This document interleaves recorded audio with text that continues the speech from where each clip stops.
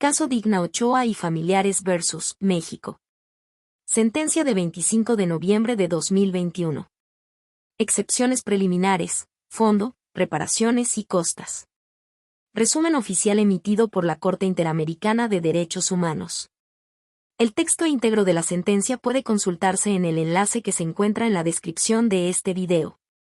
El 25 de noviembre de 2021 la Corte Interamericana de Derechos Humanos, en adelante la Corte o este tribunal, dictó una sentencia mediante la cual declaró la responsabilidad internacional de México por las graves irregularidades cometidas en el marco de la investigación de la muerte de la defensora de derechos humanos Digna Ochoa y Plácido ocurrida el 19 de octubre de 2001. En el presente caso el Estado realizó un reconocimiento parcial de responsabilidad internacional, en virtud del cual reconoció las siguientes violaciones. A. Violación de las garantías judiciales y protección judicial, artículos 8 y 25 de la Convención Americana sobre Derechos Humanos en relación con el artículo 1.1 del mismo instrumento, en perjuicio de los familiares de la señora Digna Ochoa, en los términos señalados en el informe de fondo de la Comisión Interamericana de Derechos Humanos. B. Violación del artículo 7b de la Convención Interamericana para prevenir, sancionar y erradicar la violencia contra la mujer, en adelante Convención de Belém do Pará, en perjuicio de los familiares de la señora Digna Ochoa, al no haberse llevado a cabo una investigación con perspectiva de género en el presente caso. C. Violación del derecho a la integridad personal, artículo 5 de la Convención Americana en relación con el artículo 1.1 del mismo instrumento, en perjuicio de los familiares de la señora Digna Ochoa, en vista de la ausencia de verdad y justicia en el presente caso. D. Violación del derecho a la protección de la honra y de la dignidad, artículo 11 de la Convención Americana en relación con el artículo 1.1 del mismo instrumento, en perjuicio de la señora Digna Ochoa como víctima de la imagen negativa que se generó respecto de su persona después de su fallecimiento y por el manejo dado a la información dentro de la investigación llevada por la muerte de esta defensora. En consideración de la gravedad de los hechos y de las violaciones alegadas, la Corte procedió a realizar una determinación amplia y detallada de los hechos ocurridos, toda vez que ello contribuye a la reparación de las víctimas, a evitar que se repitan hechos similares y a satisfacer, en suma, los fines de la jurisdicción interamericana sobre derechos humanos. Asimismo, el tribunal analizó la procedencia y alcance de las violaciones invocadas por las representantes sobre las que subsistía la controversia. Tras examinar los hechos, alegatos y prueba obrante en el expediente, el tribunal declaró al Estado mexicano responsable por la violación de los artículos 8, 11 y 25 de la Convención Americana, en relación con el 1.1 del mismo instrumento y el artículo 7b de la Convención de Belém do Pará, en perjuicio de los familiares de la señora Ochoa, así como la violación del artículo 11 de la Convención Americana en relación al artículo 1.1 del mismo instrumento y del artículo 4.1 de la Convención Americana, en relación con los artículos 1.1, 8 y 25 del mismo instrumento en perjuicio de la señora Ochoa. El tribunal también declaró la violación del artículo 5.1 de la Convención Americana sobre Derechos Humanos, en relación con el artículo 1.1 de dicho instrumento, en perjuicio de los familiares de la señora Ochoa. Y, hechos. A contexto. El tribunal constató que, a la época de los hechos, esto es, a finales de los años 90 y principios de los años 2000, las defensoras y defensores de derechos humanos en México, además de otras personas que trabajaban en la defensa de los derechos humanos, como pueden ser los y las periodistas, representantes sindicales o indígenas, etc., corrían riesgo de sufrir numerosas violaciones de derechos humanos. Destacó que las mujeres defensoras de derechos humanos sufrían obstáculos adicionales debido a su género, siendo víctimas de estigmatización, siendo expuestas a comentarios de contenido sexista o misógino o sufriendo el hecho de que las denuncias presentadas por ellas no sean asumidas con seriedad. El tribunal constató, adicionalmente, que este contexto de violencia contra personas defensoras de derechos humanos continúa en la actualidad. En relación a la situación particular de la señora Digna Ochoa, el tribunal advirtió que tanto ella como otros miembros del Centro ProDH, organización donde ella trabajaba, fueron víctimas de diversos actos intimidatorios, los cuales dieron lugar a la presentación de varias denuncias. En el marco de este escenario de amenazas e intimidaciones, el 9 de septiembre de 1999 la Comisión Interamericana otorgó medidas cautelares y solicitó al Estado la adopción de medidas concretas, con carácter urgente, A efectos de la protección de la vida e integridad física de Digna Ochoa y Plácido, Edgar Cortés Morales y los miembros del Centro PRO-DH. Toda vez que las medidas cautelares adoptadas por el Estado no habían sido eficaces, el 11 de noviembre de 1999 la Comisión solicitó medidas provisionales ante la Corte. Las medidas provisionales fueron otorgadas por el tribunal el 17 de noviembre de 1999, ya que consideró que la seguridad de los miembros del Centro PRO-DH estaba en grave riesgo. El 31 de mayo de 2001 el Estado solicitó el levantamiento de las referidas medidas provisionales, reiterando su solicitud el 14 de agosto de 2001. El 21 de agosto de 2001 las representantes de los beneficiarios estuvieron de acuerdo con el levantamiento de las medidas provisionales. A su vez, la Comisión informó el 22 de agosto de 2001 que, en tanto las medidas habían cumplido su objetivo, y, con la anuencia de las representantes de los beneficiarios, no tenía objeciones respecto del levantamiento de las medidas provisionales. En consecuencia, el 28 de agosto de 2001 la Corte Interamericana levantó dichas medidas. B. Sobre la vida y muerte de la señora Digna Ochoa. La señora Digna Ochoa y Plácido, nacida el 15 de mayo de 1964 en Misantla, Veracruz, fue una conocida defensora de derechos humanos en el ámbito nacional mexicano e internacional. Fue integrante del equipo del Centro PRO-DH, participando en la defensa de varios casos de gran relevancia en México, tales como la masacre de Aguas Blancas o las violaciones de derechos humanos sufridas por los señores Cabrera García y Montiel Flores o los señores García Cruz y Sánchez Silvestre, casos, estos últimos, que fueron posteriormente sometidos por la Comisión ante la Corte Interamericana. El 19 de octubre de 2001, a las 18 horas, la señora Digna Ochoa fue encontrada sin vida por su compañero laboral Gerardo González Pedraza en el despacho de la Organización Servicios Legales de Investigación y Estudios Jurídicos AC, ubicado en la calle Zacatecas 31, Colonia Roma, Ciudad de México. Según el acta realizada por la Fiscalía Desconcentrada de Cuauhtémoc, la defensora de derechos humanos yacía muerta en un sillón con impactos de proyectil de arma de fuego. También encontraron un arma de fuego del calibre 22 y 3 casquillos de bala. A través de varios peritajes se determinó que la señora Digna Ochoa presentaba 3 lesiones, 2 causadas por proyectil de arma de fuego, una en el cráneo en la región temporal izquierda y otra en el muslo izquierdo, y así como un hematoma en el muslo derecho. La muerte de la señora Digna Ochoa y Plácido tuvo repercusión nacional e internacional. Se manifestaron públicamente el entonces presidente de México, los entonces jefe de gobierno del Distrito Federal y Procurador General de Justicia del Distrito Federal, varios diputados de la Asamblea Legislativa del Distrito Federal y la Comisión de Derechos Humanos del Distrito Federal, entre otros. En el ámbito internacional fueron muchas las organizaciones que expresaron su pesar y exigieron el esclarecimiento de las circunstancias de la muerte de la defensora de derechos humanos, tales como el gobierno francés, el Departamento de Estado de los Estados Unidos, la Organización de Naciones Unidas y diversas organizaciones de derechos humanos. Investigaciones y procedimientos iniciados a raíz de la muerte de la señora Digna Ochoa.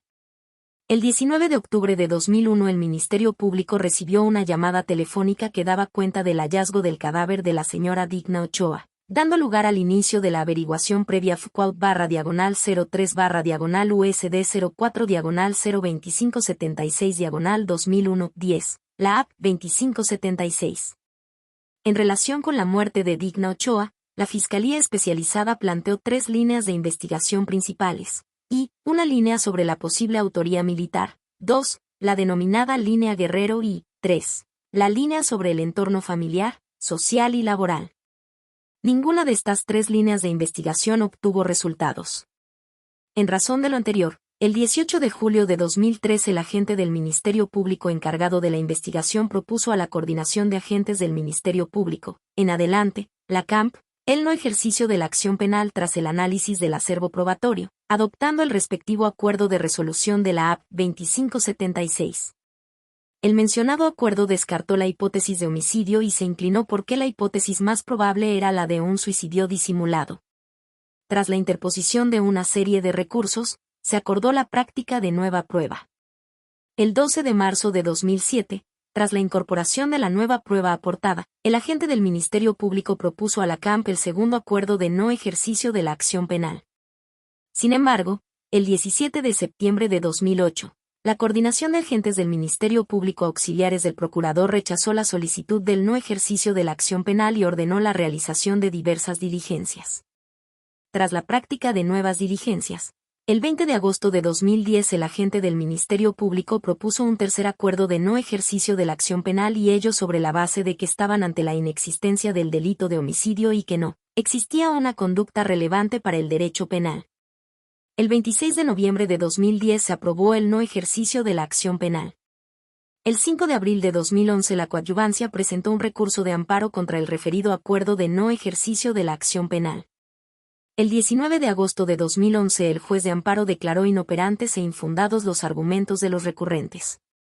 El Estado señaló que el 9 de septiembre de 2011 el Juzgado Séptimo de Distrito de Amparo en materia penal del Distrito Federal resolvió que el proceso causó ejecutoria y dispuso su archivo en razón de que las representantes no interpusieron recurso de revisión en contra. De verificación técnica independiente de la investigación de la Fiscalía Especial de la Procuraduría General de Justicia del Distrito Federal de México, informe especial de la Comisión de Derechos Humanos del Distrito Federal, CDHDF. Entre los años 2002 y 2003, por medio de la gestión de la Comisión Interamericana y con el consentimiento del Estado, un grupo de expertos independientes fue convocado para realizar un estudio respecto de si las pruebas técnicas realizadas, en el marco de la investigación de la muerte de Digna Ochoa, en las áreas de patología forense, balística y criminalística se adecuan a los estándares internacionales. Dichos expertos elaboraron un informe independiente. En el referido informe independiente se concluyó que algunas de las pruebas practicadas en el marco de la investigación no fueron evacuadas en la investigación en forma ajustada a los métodos y procedimientos, y ello debido a procedimientos rutinarios y desactualizados que realizaron los servicios periciales de la Procuraduría General de Justicia del Distrito Federal y el Servicio Médico Forense del Tribunal de Justicia del Distrito Federal. Dentro de las falencias que se constataron fue la inexistencia de una correcta cadena de custodia que garantizara la originalidad del hallazgo, su preservación e intangibilidad. Además, según dicho informe, algunos de los dictámenes periciales no cumplieron con los requisitos metodológicos y de forma, carecieron de análisis científico y formularon conclusiones sin fundamento. Informe especial de la Comisión de Derechos Humanos del Distrito Federal, CDHDF. En el mes de julio de 2004 la Comisión de Derechos Humanos del Distrito Federal, en adelante, CDHDF, realizó un informe especial sobre la investigación realizada hasta el momento en torno a las circunstancias de la muerte de la señora Digna Ochoa, y, en particular, sobre las irregularidades en la averiguación previa iniciada por la muerte de la licenciada Digna Ochoa y Plácido. La CDHDF advirtió que el Ministerio Público había obstaculizado a la coadyuvancia en su derecho a ofrecer pruebas, en tanto que varias solicitudes fueron rechazadas de manera infundada. El informe también realizó observaciones en relación con, entre otros, la incorrecta preservación del lugar de los hechos, la deficiente descripción del lugar de los hechos y la falta de armonización con las fotografías, planos u otras gráficas del caso, así como hizo énfasis en las incongruencias en la descripción de las lesiones en los diferentes informes periciales y forenses. 2. Fondo. A derecho a la vida, integridad personal, garantías judiciales, protección judicial y protección de la honra y de la dignidad. 1. Debida diligencia en la investigación y esclarecimiento de los hechos.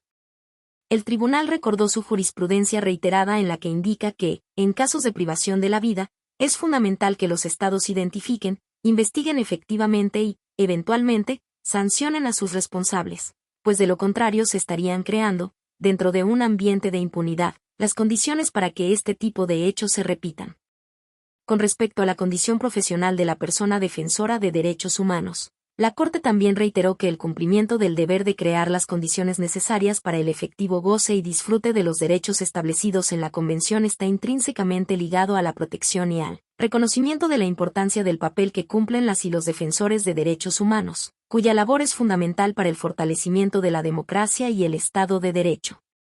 Destacó, además, que las actividades de vigilancia, denuncia y educación que realizan contribuyen de manera esencial a la observancia de los derechos humanos, pues actúan como garantes contra la impunidad.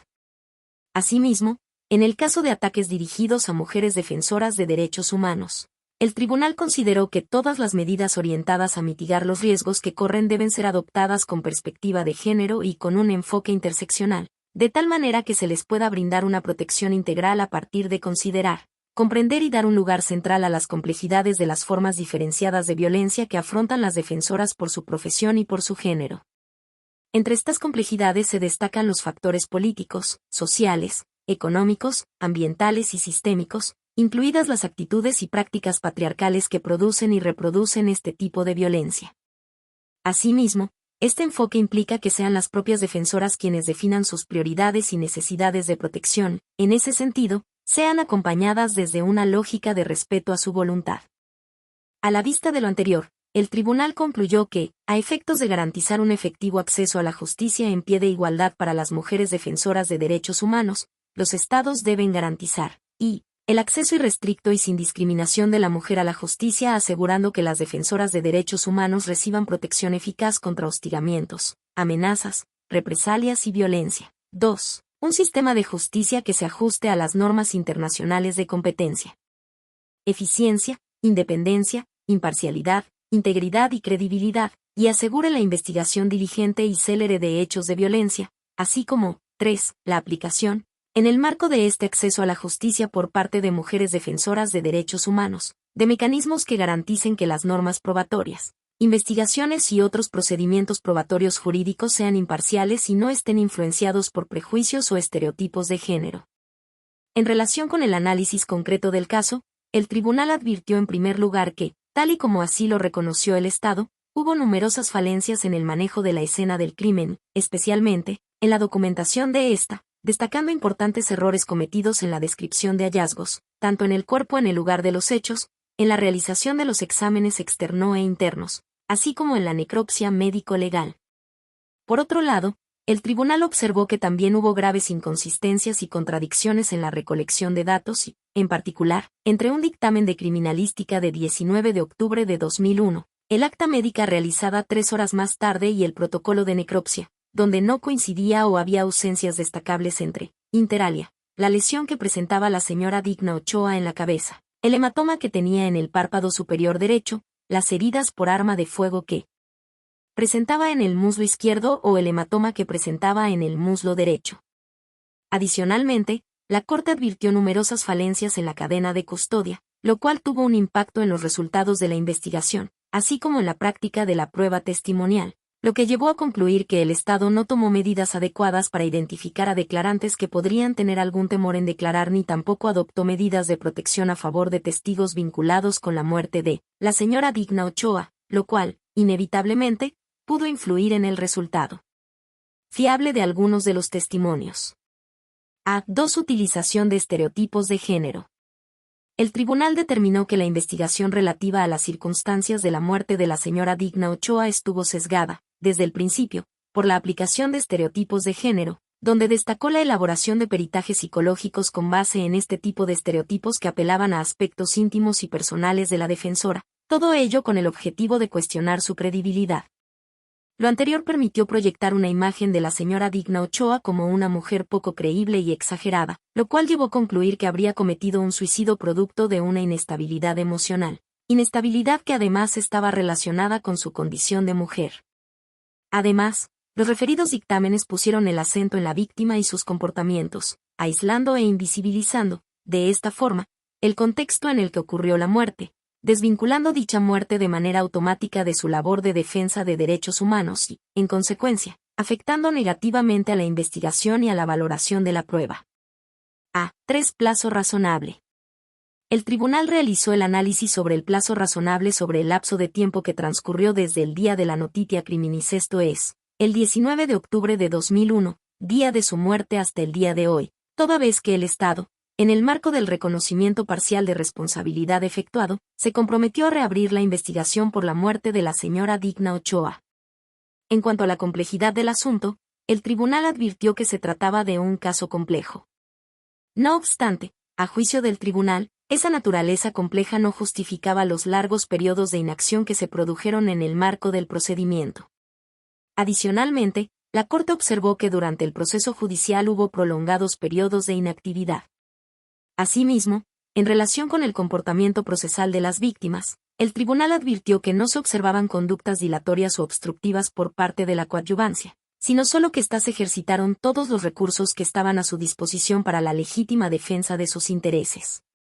Por último, en lo relativo a la afectación generada en la situación jurídica de las personas involucradas en el proceso, el tribunal observó que, tratándose de una mujer defensora de derechos humanos, las autoridades judiciales tendrían que haber obrado con mayor diligencia y celeridad en el marco de la recolección de prueba, de las investigaciones, y de los procedimientos judiciales sobre los hechos del presente caso, toda vez que de estas actuaciones judiciales dependía investigar y determinar la verdad de lo sucedido, siendo una posibilidad que la señora Digna Ochoa hubiese sido víctima de una muerte violenta vinculada a su actividad de defensora de derechos humanos, lo cual podía interpretarse como un mensaje de ataque directo hacia el colectivo de defensoras y defensores de derechos humanos.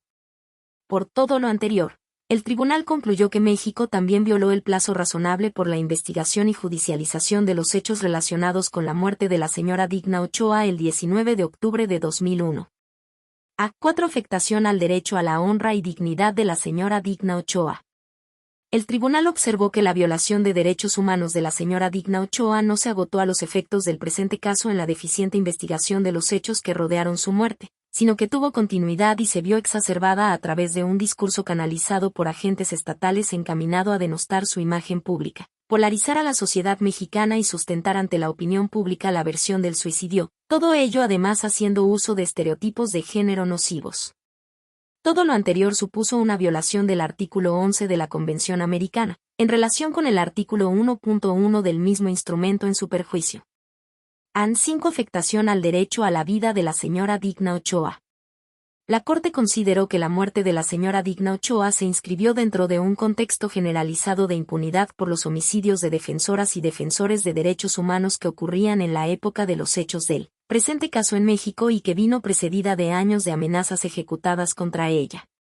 La investigación absolutamente deficiente de la muerte de la señora Digna Ochoa por parte de las autoridades mexicanas, junto al hecho de que se hubieran descartado arbitrariamente otras líneas de investigación, no permitió arrojar luz sobre las circunstancias particulares que rodearon esta muerte y, por tanto, constituyó, en sí misma, una violación a la obligación de garantizar el derecho a la vida de la señora Digna Ochoa y, además, violó el derecho a la verdad de los familiares de la señora Digna Ochoa.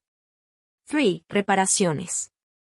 La Corte estableció que su sentencia constituye, por sí misma, una forma de reparación, adicionalmente, ordenó al Estado, en los plazos fijados en la sentencia, y promover y continuar las investigaciones que sean necesarias para determinar las circunstancias de la muerte de la señora Digna Ochoa y, en su caso juzgar y eventualmente sancionar a la persona o personas responsables de su muerte. 2. Brindar el tratamiento médico y /diagonal o psicológico, psiquiátrico o psicosocial que requieran las víctimas. 3. Realizar las publicaciones indicadas en la presente sentencia. 4. Realizar un acto público de reconocimiento de responsabilidad internacional. V. Crear un reconocimiento en materia de defensa de derechos humanos que llevará el nombre Digna Ochoa y Plácido. B. Diseñar e implementar una campaña para reconocer la labor de las defensoras y defensores de derechos humanos. 7. Otorgar el nombre de Digna Ochoa y Plácido a una calle en la ciudad de Misantla, estado de Veracruz, así como en la Ciudad de México.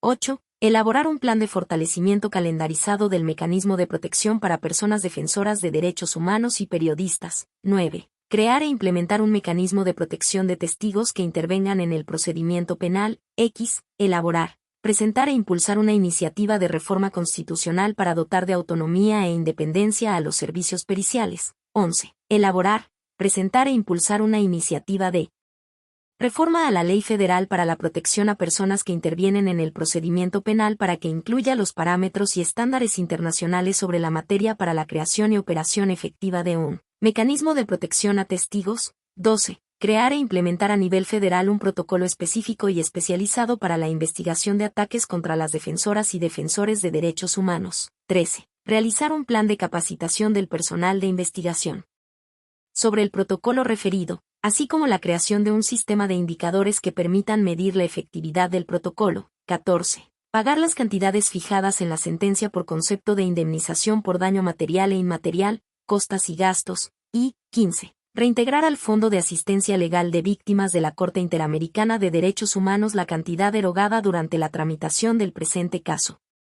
La Corte supervisará el cumplimiento íntegro de esta sentencia, en ejercicio de sus atribuciones y en cumplimiento de sus deberes conforme a la Convención Americana sobre Derechos Humanos, y dará por concluido el presente caso una vez que el Estado haya dado cabal cumplimiento a lo dispuesto en la misma. El texto íntegro de la sentencia puede consultarse en el enlace que se encuentra en la descripción de este video.